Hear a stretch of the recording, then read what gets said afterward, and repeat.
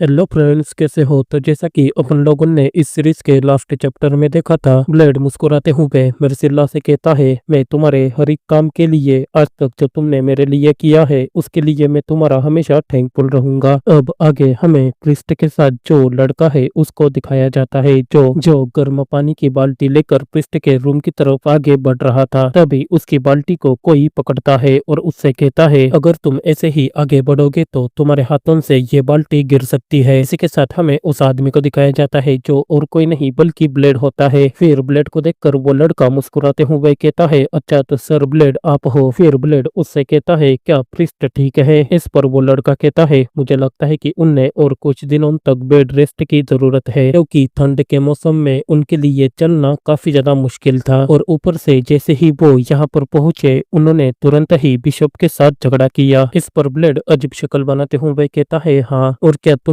किसी चीज की जरूरत है जिसमें मैं तुम्हारी मदद कर सकूं? इस पर वो लड़का कहता है, नहीं, क्योंकि लॉर्ड जोसेफ ने पहले ही हमारे लिए बहुत कुछ किया है। इस पर ब्लेड कहता है, हाँ मुझे भी पता है। फिर वो लड़का कहता है, क्या ये सच है? इस पर ब्लेड कहता है, क्या? फिर वो लड़का कहता है कि आपको गॉड की ब्लेसिंग मिली है। यह सुनकर ब्लेड अपने मन में कहता है, अरे यार, ये अफवाहें कितनी जल्दी फैलने लग जाती है। अगर ऐसा ही चलता रहा तो ये मेरे लिए भी बुरा साबित हो सकता है। इसी के साथ उस लड़के से कहता है, नहीं, जैसा तुम सोच रहे हो वैसा नहीं है। इस पर वो लड़का कहता है, अच्छा तो ऐसा है क्या? लेकिन फिर भी प्रिस्ट को ये पसंद आया कि आप अब एक फुलफिल्ड नाइट बन चुके हो। यह सुनकर ब्लेड कहता है, अच्छा तो ऐसा है क्या? फिर वो लड़का मुस्कुराते हुए कहता है, और ऊपर से आपको गॉड की ब्लेसिंग भी मिली है। इस पर ब्लेड कहता है, मैंने तुमसे पहले भी कहा है कि वैसा कुछ नहीं है। फिर वो लड़का कहता है, क्या मैं बाद में अपने दोस्तों के सामने अपनी बड़ाई कर सकता हूँ कि मैंने और आपने एक साथ मिलकर प्रे किया था? इस पर ब्लेड कहता है, हाँ श्योर, तुम जो करना चाहते हो वो कर सकते हो। इसी के साथ उस बाल्टी को देते हुए कहता है, तो फिर ठीक है, इसे पकड़ो। इस पर वो लड़का भी उस बाल्टी को लेते हुए कहता है, थैंक यू मेरी बात सुनने के लिए। इसी के साथ वहां से जाते हुए कहता है, तो फिर बाद में मिलेंगे। फिर ब्लेड भी वहां से जाते हुए कहता है, वैसे भी मैं उन्हें ढूंढने जा ही रहा था, लेकिन अब ऐसा लग रहा है कि वो फिलहाल के लिए बेड रेस्ट पर है, तो मुझे उन्हें अब अकेला छोड़ देना चाहिए। लेकिन तभी ब्लेड एक जगह पर रुक जाता है। इसी के साथ काफी ज्यादा हैरान होते हुए अपने मन में कहता है, अब वहां पर शांति है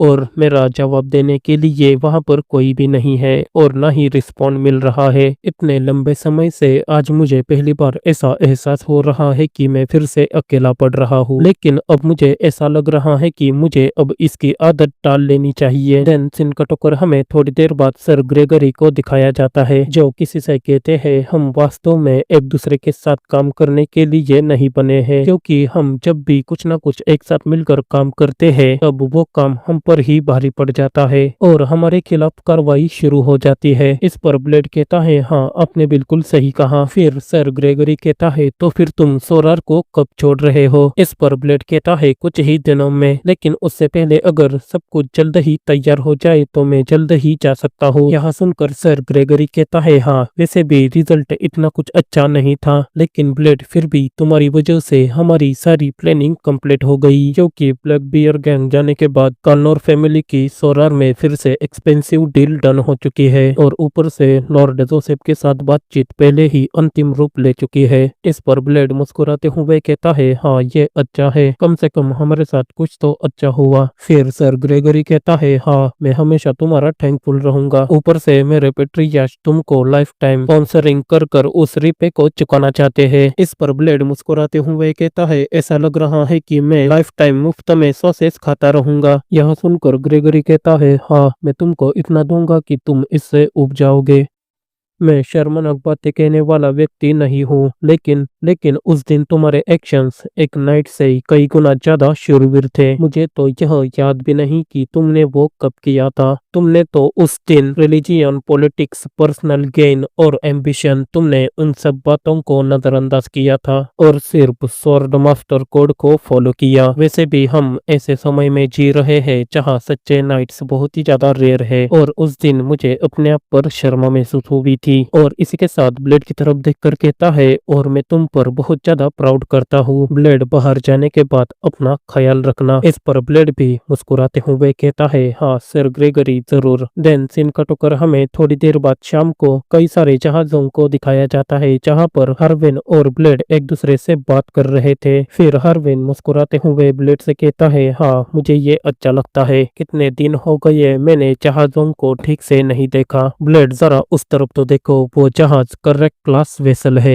वैसे भी रिवर पूरी तरह से जम चुकी है, इसलिए कैप्टन को इसे चलाना काफी ज्यादा मुश्किल होगा। यह सुनकर ब्लेड कहता है, लेकिन वो बहुत एक्सपेंसिव है। इस पर हार्विन कहता है, हाँ वो बहुत ही ज्यादा एक्सपेंसिव है। फिर वे लोग वहां से जाने लग जाते हैं। तभी ब्लेड हार्विन से कहता है, क्या तुम अभी भी जहाज चलाना चाहते हो? इस पर हार्विन कहता है, हाँ। फिर ब्लेड कहता है, क्या तुम अभी भी सोरार के बाहर जाना चाहते हो? इस पर हार्विन कहता है, ब्लेड आखिरकार तुम आज ऐसे सवाल क्यों पूछ रहे हो? और ऊपर से अचानक तुम मुझे इस जगह पर भी लेकर आए हो, और ऊपर से जहाज के बारे में भी पूछ रहे हो। क्या तुम्हें पता है ये जहाज 200 गोल्ड कॉइन का है? यह सुनकर ब्लेड कहता है, हाँ ये दूसरों की कंपैरिजन में बहुत ही ज्यादा सस्ता है। इस पर हार्विन कहता है, यही रीजन है कि सभी मर्चेंट इस शिप का यूज करते हैं, यानी कि इस जहाज का। तभी ब्लेड कहता है, हाँ इसलिए तो मैंने इसे खरीद लिया है। यह सुनकर हार्विन काफी ज्यादा हैरान हो जाता है और कहता है, क्या? इस पर ब्लेड कहता है, मुझे और जेमिना को हमेशा बिना किसी हेसिटेटिंग के सपोर्ट करने के लिए ये मेरी ओर से रिपे है, और मैंने कसम खाई है कि मैं तुम्हारा फेवर चुकाऊंगा। भले ही तुम जमीन पर लंगड़ाते हो, लेकिन वहाँ उस दूर समुद्र पर तुम्हें लंगड़ाने की जरूरत नहीं है। ये लो इस जहाज के सारे पेपर्स, और इस पेपर पर अपने नाम का साइन कर लेना। यह देखकर हार्विन कहता है, लेकिन ब्लेड। इस पर ब्लेड कहता है, अब से ये शिप यानी कि ये जहाज तुम्हारी है। फिर यह देखकर हार्विन कहता है, आखिर ये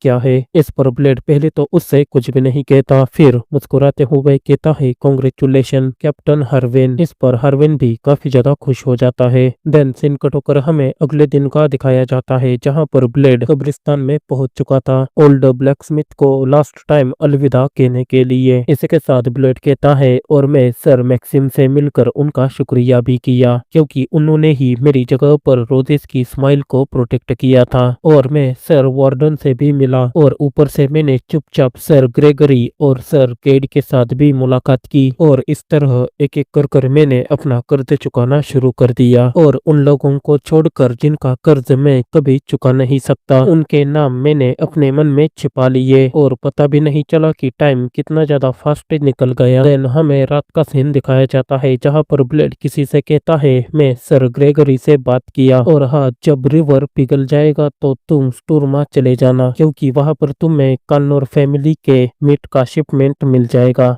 और मुझे ऐसा लगता है कि ये तुम्हारी पहली यात्रा के लिए बहुत अच्छी शुरुआत है। इस पर हार्विन कहता है, तुमने तो पहले ही मेरे लिए सब कुछ रेडी कर दिया है। यह सुनकर ब्लेड कहता है, हाँ तो जल्दी से तैयारी शुरू कर दो। इसके साथ ऑटर से कहता है, ऑटर तुम्हें हार्विन की उसके बिजनेस में मदद करनी होगी, क्योंकि तुम्हारा उसके साइड पर खड़े होना काफी ज्यादा मायने रखता है। इस पर ऑटर कहता है, ठीक है। तभी हार्विन कहता है, ब्लेड क्या तुम कल निकलने वाले हो? इस पर ब्लेड कहता है, हाँ। फिर हार्विन कहता है, क्या तुम आज सुबह मेयर को ग्रीट करने गए थे, यानी कि लॉर्ड जोसेफ को? इस पर ब्लेड कहता है, नहीं, क्योंकि वो सार्वजनिक और निजी मामलों को अलग करने में काफी ज्यादा स्ट्रिक्ट है, और वास्तविकता में वो अभी बिशप पर दबाव डाल रहे हैं, इसलिए मैं उनसे अभी नहीं मिल सकता, और अगर मैं वहां पर गया तो वेटिकन को एक मौका मिल सकता है। यह सुनकर हार्विन कहता है, तो फिर क्या तुम उन सभी से मिल चुके जिनसे मिलना चाहते थे? इस पर ब्लेड मुस्कुराते हुए कहता है, वेल बस एक आखिरी पर्सन रह चुका है। इसके साथ ब्लेड जेमिना के बिल्डिंग के बाहर पहुंच जाता है, और हमें जेमिना को भी दिखाया जाता है, जो अंदर बैठकर रो रही थी। तभी दरवाजे के बाहर से ब्लेड जेमिना से कहता है, जल्दी से दरवाजा खोल दो। इस पर जेमिना ब्लेड से कुछ भी नहीं कहती। फिर ब्लेड उसके दरवाजे को फिर से नॉक करते हुए कहता है, जेमिना आखिरकार तुम कब तक अपने रूम के अंदर ऐसे बैठी रहोगी? जल्दी से दरवाजा खोलो, क्योंकि मुझे तुमसे कुछ बात करनी है। अगर तुमने दरवाजा नहीं खोला निकला तो मैं दरवाजा तोड़ दूंगा। हार्विन ने मुझसे कहा कि तुम्हें पता है कैप्टन हुवेर के हाइडआउट का क्या हुआ। आखिरकार तुम दरवाजा क्यों नहीं खोल रही? तुम्हें पता है ना, जब मैं एक बात कहता हूँ तो वो करके दिखाता हूँ। अब मैं तुमसे आखिरी बार पूछ रहा हूँ, अगर मेरे 3 गिनने तक तुमने दरवाजा नहीं खोला तो मैं दरवाजा तोड़ दूंगा। यह सुनकर जेमिना दौड़ते हुए आती है और तुरंत दरवाजा खोल देती है और ब्लेड के सामने चुपचाप खड़ी हो जाती है। फिर ब्लेड उससे कहता है, आखिर तुम दरवाजा क्यों नहीं खोल रही थी? इस पर जेमिना कहती है, आखिर तुम कहना क्या चाहते हो? जल्दी से कहो और यहाँ से चले जाओ। इस पर ब्लेड उसकी तरफ देखकर कहता है, मैं तुम्हारा इंतजार करना चाहता था, लेकिन अब मेरे पास ज्यादा टाइम नहीं बचा, तो प्लीज मुझे समझो। इस पर जेमिना कहती है, क्या? तभी ब्लेड जेमिना को अपने कंधे पर उठा लेता है। इस पर जेमिना हैरान होते हुए कहती है, आखिर तुम क्या कर रहे हो? जल्दी से मुझे नीचे उतारो। फिर ब्लेड कहता है, मेरे साथ कहीं पर चलो। इसके साथ ब्लेड जेमिना को ले जाने लग जाता है।